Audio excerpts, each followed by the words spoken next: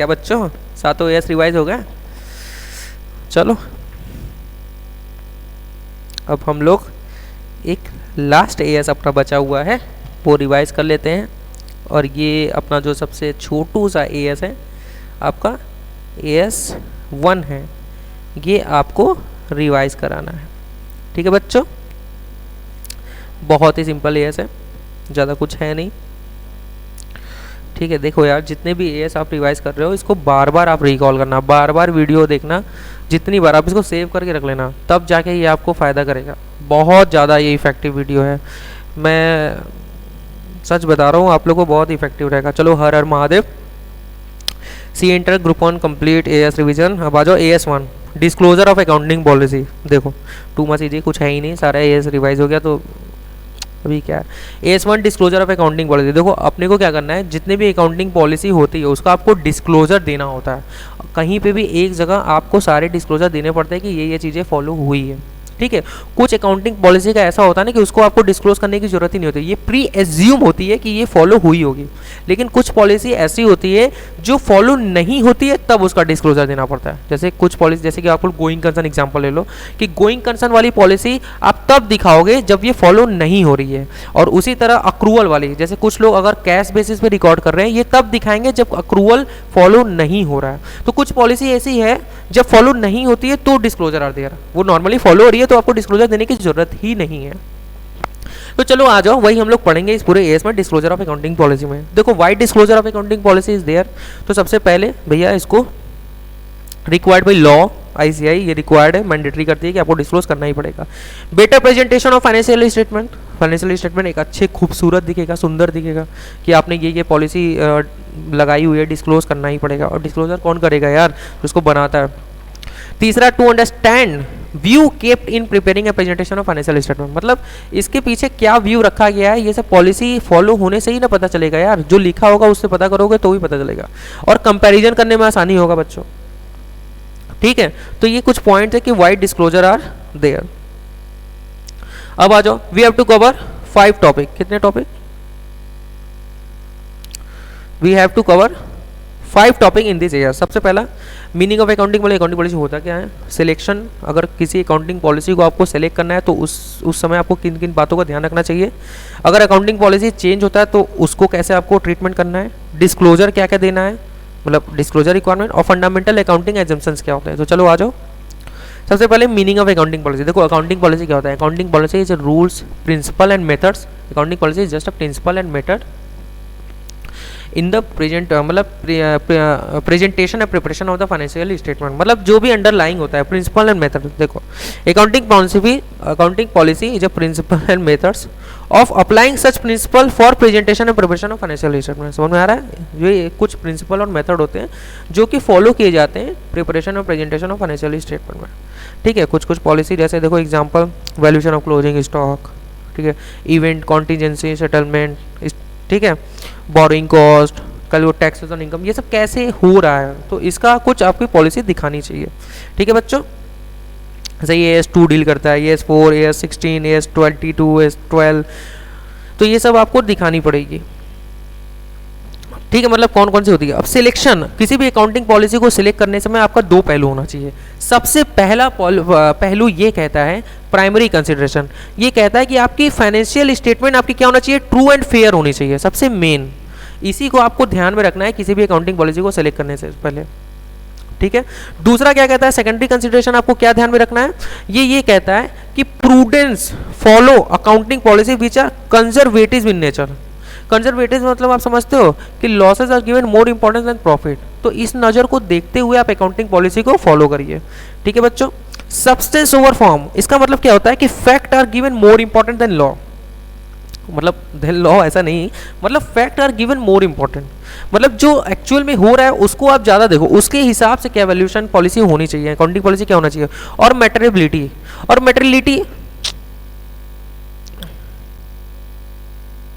मैटेरियलिटी को केवल आप हमेशा अमाउंट में मत डिनोट करना कि किसकी अमाउंट ज़्यादा है, मतलब अमाउंट ही नहीं और भी कुछ चीज़ें हो सकती है। जैसे क्या, जैसे ले लो मेल प्रैक्टिसेस ऑफ एम्प्लॉय, कोई एम्प्लॉय अगर सही से काम नहीं कर रहा है या वो कुछ गलत कर रहा है तो ऐसा करने से बिजनेस को आगे नुकसान हो सकता है।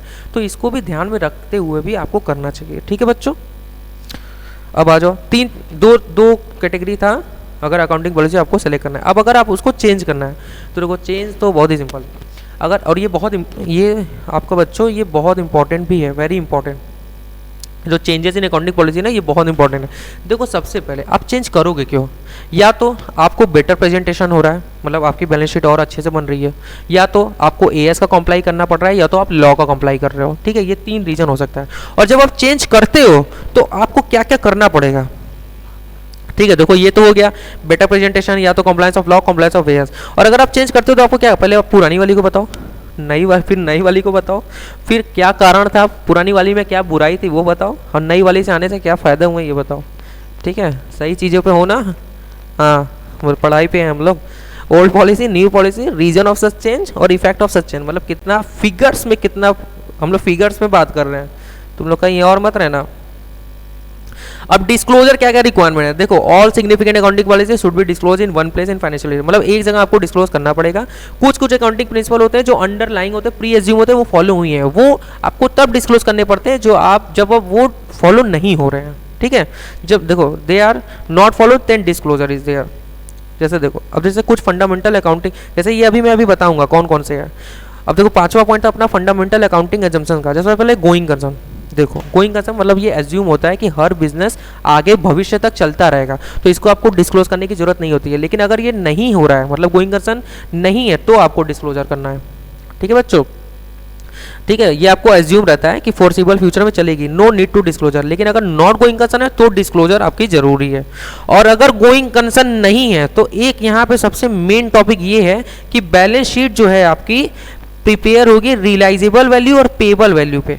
रियलाइजेबल वैल्यू किसके लिए है, असेट्स के लिए है, और पेबल वैल्यू किसके लिए है, लायबिलिटी के लिए। क्योंकि अब बैलेंस शीट आपकी बनेगी नहीं, अगले साल खत्म होने वाली। इसके लिए स्टडी मैट में एक मस्त सा क्वेश्चन दिया है, उसको जरूर सॉल्व करना, बहुत सिंपल है। कंसिस्टेंसी मतलब एक अकाउंटिंग पॉलिसी अगर आप फॉलो कर रहे हो तो ऐसा होना चाहिए कि आप उसको अगले साल भी वही चेंज कर रहे हो, और ये प्री एज्यूम रहता है कि आप हर बार चेंज नहीं करोगे। लेकिन अगर ऐसा नहीं है तो आप इसको डिस्क्लोजर दोगे। देखो कंसिस्टेंट में से नो नीड टू डिस्क्लोज, अगर नॉट कंसिस्टेंट है तो डिस्क्लोजर देगा। फिर आता है अक्रूवल अजम्पशन, कि हर लोग का यही होता है कि भैया अक्रूवल पे चल रहे हो, लेकिन अगर अक्रूवल नहीं है तो डिस्क्लोजर देगा। ठीक है बच्चों, फिर आता है कुछ रेसिडुअल पॉलिसी है जो आपको याद रखना है। जैसे क्या, materiality not always related to size, जैसे क्या फ्रॉडुलेंट प्रैक्टिसेस ऑफ एम्प्लॉय, हमेशा साइज से मत देखना उसको। Changes in method of depreciation is just accounting, it's not accounting policy, it's just accounting estimate. क्योंकि जो कि देखो डेप्रिसिएशन कैसे निकालते थे शुरू में, लाइफ से डिवाइड करते थे ना, कि मशीन 10 साल तक चलेगा, तो ये जस्ट एस्टिमेशन है यार, हो सकता है वो 9 साल तक ही चले या 12 साल तक चल जाए, तो वो just changes in accounting estimate. Example of changes in accounting policy जैसे स्टॉक वैल्यूशन और changes in calculation of tax. बस खत्म, AS1 खत्म यार, टाटा बाय बाय, खत्म टाटा, अपना पूरा AS रिवाइज हो गया। ठीक है, अभी पहले मैं AS1 ये AS जो आपको पढ़ाया हुआ हूँ ये आपको रिवाइज करा देता हूँ फटाक से। देखो आपने में AS1 क्या पढ़े, AS1 कहता क्या है, disclosure of accounting policy. Disclosure क्यों जरूरी है, या तो सबसे पहले बेटर प्रेजेंटेशन के लिए, और व्यू जानने के लिए क्या रखा गया है, या लॉ मैंडेट कर देता है, AS मैंडेट कर देता है, और बैलेंस शीट अच्छी होनी चाहिए, दिखनी चाहिए कंपैरिजन के लिए, इसलिए ज़रूरी है। अकाउंटिंग पॉलिसी होती क्या है, ठीक है, तो अकाउंटिंग पॉलिसी क्या होता है, principle and methods of preparing a presentation of financial statement, उसी को हम लोग क्या कहते हैं, अकाउंटिंग पॉलिसी। इसमें हम लोग को 5 चीज़ें कवर करनी थी। सबसे पहले तो मैंने यही लिखा था कि सबसे पहले meaning of accounting policy, selection of accounting policy, changes in accounting policy, disclosure of such accounting policy, और फिर लास्ट में कुछ अजम्पशन थे। सबसे पहले मीनिंग हो गया कि ये क्या होता है, principle and methods, method and principle, presentation preparation of financial statement, कुछ अकाउंटिंग पॉलिसी, स्टॉक वैल्यूशन हो गया, और वो मैंने AS4 वाला लिखा था, contingency in event occurring balance sheet date. तो यही सब होती है अकाउंटिंग पॉलिसी। फिर उसके बाद क्या था बच्चों, कि अगर आपको कोई अकाउंटिंग पॉलिसी सेलेक्ट करनी है तो आपको क्या ध्यान रखना है। सबसे पहला आपको देखा क्या ध्यान रखना है कि fair and true presentation of financial statement बनना चाहिए। दूसरा क्या ध्यान में रखना है, दूसरे में कुछ चीज़ें थी। सबसे पहला था कि प्रूडेंस को ध्यान में रखना है, मतलब losses are given more important. फिर उसके बाद क्या था, सब्सटेंस ओवर फॉर्म, मतलब fact are given more important. फिर तीसरा क्या था, मेटेरियलिटी को भी ध्यान में रखना है। फिर आता है आपका कि अगर आप चेंज करते हो तो क्या करना है। अगर आप चेंज कर रहे हो ना, तो पहली बार कर क्यों रहे हो। इसका क्या था, या आपको बेटर प्रेजेंटेशन लग रहा है, फाइनेंशियल स्टेटमेंट बहुत अच्छे तरीके से बनेगा। दूसरा, या तो कंप्लाइड ऑफ लॉ करने के लिए, या कॉम्प्लीशन मतलब या तो आप बेटर कॉम्प्लाई कर रहे हो एएस का कर रहे हो, लॉ का कर रहे हो, या बेटर प्रेजेंटेशन के लिए कर रहे हो। ये तीन चीज़ें। और अगर चेंज करते हो तो आपको और क्या करना पड़ेगा। तो सबसे पहले पुरानी वाली पॉलिसी को बताओ, उससे कैसे वैल्यू हो रहा था, नई वैल्यू से बताओ, नई से क्या हो रहा है, कारण क्या था, मतलब रीजन ऑफ सच चेंजेस बताओ, और इफेक्ट ऑफ सच चेंजेस बताओ। तो ये ऐसे बताओ। फिर उसके बाद डिस्क्लोजर रिक्वायरमेंट, तो मैंने आपको बताया था कि सारी पॉलिसी को बैलेंस शीट में एक जगह डिस्क्लोज करने पड़ते हैं। कुछ पॉलिसी ऐसी होती है जो कि प्री एज्यूम होती है, उसको डिस्क्लोज करने की जरूरत नहीं होती है जब फॉलो हो रही होती है तो, लेकिन अगर वो फॉलो नहीं हो रही है तब आपको उसका डिस्क्लोजर देना है। जैसे कुछ अकाउंटिंग अजम्पशन में, प्रिंसिपल्स में, अभी वो पढ़ेंगे हम लोग। जैसे इसमें सबसे पहला था अक्रूवल।